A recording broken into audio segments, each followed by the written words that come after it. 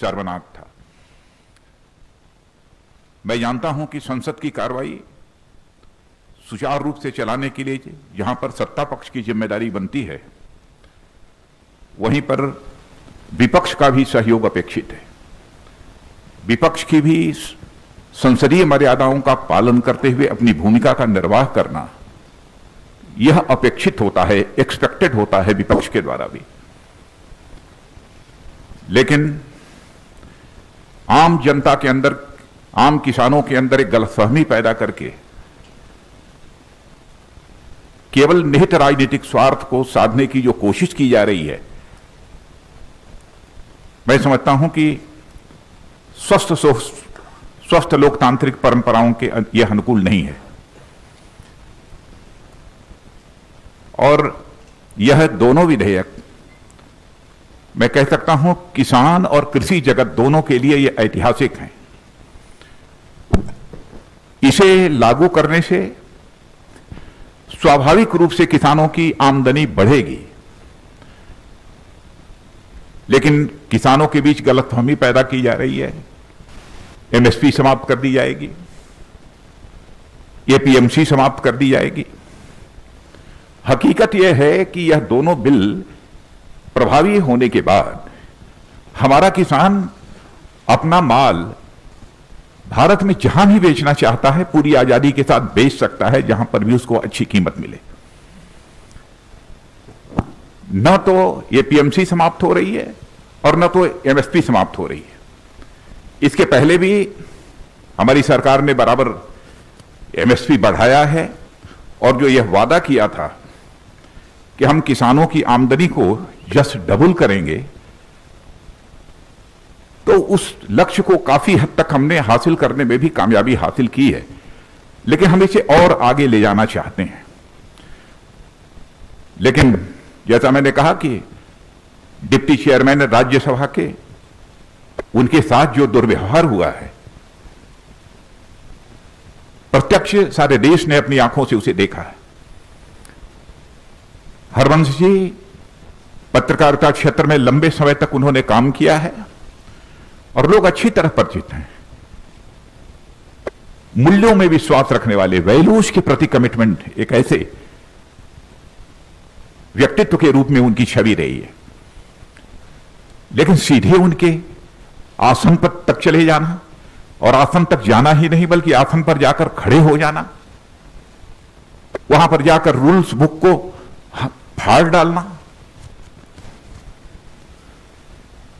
और इतना ही नहीं है, वहां पर पहुंचकर रूल्स बुक को फाड़ना और अन्य भी जो कागजात रखे हुए थे उसे भी फाड़ देना और आसन के ऊपर चढ़ जाना। जहां तक मैं जानता हूं, मैं कह सकता हूं कि संसदीय इतिहास में कभी ऐसी घटना न तो लोकसभा में हुई है न राज्यसभा में हुई। और राज्यसभा में होना तो यह और बड़ी बात है। राज्यसभा को हम हाउस ऑफ एल्डर्स कहते हैं। संसदीय परंपराओं में विश्वास रखने वाला कोई ही व्यक्ति निश्चित रूप से इस प्रकार की घटना से आहत होगा। आज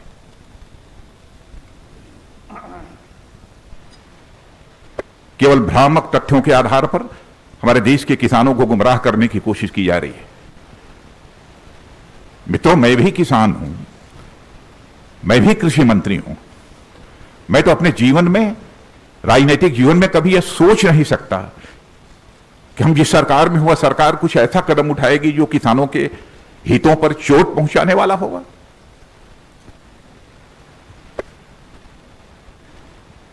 जो कुछ भी हुआ है वह संसदीय गरिमा के अनुरूप नहीं हुआ है।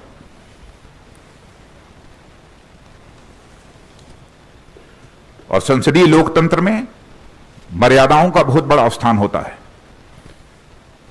जब संसदीय मर्यादाएं टूटती हैं तो लोकतंत्र की परंपराएं भी शर्मसार होती हैं और तार-तार होती हैं।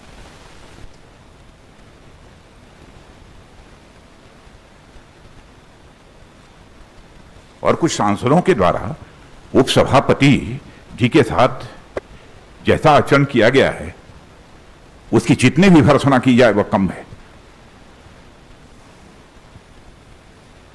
और इस प्रकार की जो भी कार्रवाई की गई है उसको मैं कंडेम करता हूं। और मैं यह स्पष्ट करना चाहता हूं, इस प्रकार की कार्रवाई से उनके छवि पर तो आंच आई ही है, संसदीय गरिमा को भी गहरी चोट पहुंची है।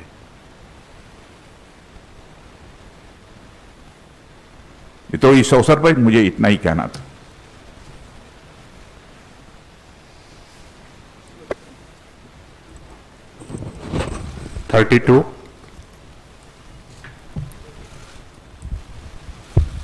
सर, मैं प्रशांत हूँ एबीपी न्यूज से। विपक्षी पार्टियों ने उपसभापति के खिलाफ एक नो कॉन्फिडेंस का नोटिस दिया है सर, उस पर क्या कहेंगे आप? और उसका प्रोसीजर क्या है सर? प्रहलाद जोशी सर हैं यहाँ पर, उसका प्रोसीजर क्या होगा सर? नोटिस दिया है, उसके बाद कैसे टेकअप होगा ये? अभी सर अब चेयरमैन देखेंगे, नोटिस गई है, चेयरमैन को जो इस संबंध में फैसला करना होगा करेंगे। हम राजनीतिक स्तर पर उस संबंध में कुछ नहीं कहना चाहेंगे। यह प्रेरोगेटिव पूरी तरह से चेयरमैन का है। 50 सर, आनंद हूँ इंडिया टीवी से। विपक्ष बार बार ये कह रहा है कि वो उनकी आवाज़ को राज्यसभा में दबाया गया है। बार बार वो मत विभाजन मांग रहे थे, लेकिन जो चेयर पे बैठे थे उपसभापति, उन्होंने मत विभाजन नहीं किया। और साथ ही साथ विपक्ष बार बार एक तर्क ये दे रहा है कि जो सरकार अपनी कैबिनेट मंत्री हरसिमरत कौर को नहीं समझा पाई इस बिल के फायदे को, वो किसानों को और बाकी देश को क्या समझाएगी? समझाने का जहां तक सवाल है, समझाने की कोशिश तो सबको हो रही है। और ऐसे लोग जिनके हर व्यक्ति के फैसले लेने के पीछे कुछ राजनीतिक कारण होते हैं, कैसे उन्होंने यह फैसला किया उस संबंध में मैं कोई टिप्पणी नहीं करना चाहता हूं। लेकिन इस प्रकार का आचरण हेल्दी डेमोक्रेसी में यह तो सभी स्वीकार करेंगे ना कि अपेक्षित नहीं है। 60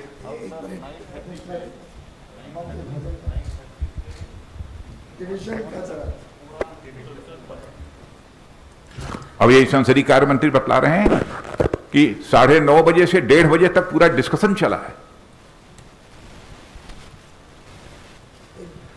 अच्छा, दूसरी चीज, मान लिया उन्हें महसूस हुआ कि उनको इग्नोर किया गया, उनकी बात नहीं सुनी किसी, मान लिया। लेकिन मैं ऐसा मानता नहीं, लेकिन उनके हिसाब से नहीं माने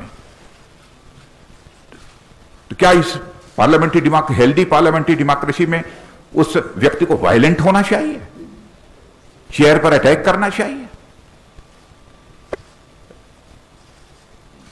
डिप्टी चेयरमैन के आसन पर चढ़ जाना चाहिए? क्या औचित्य है इसका? माइक तोड़ देना चाहिए? मित्रों, सचमुच मैं इससे आहत हुआ हूं। Next question.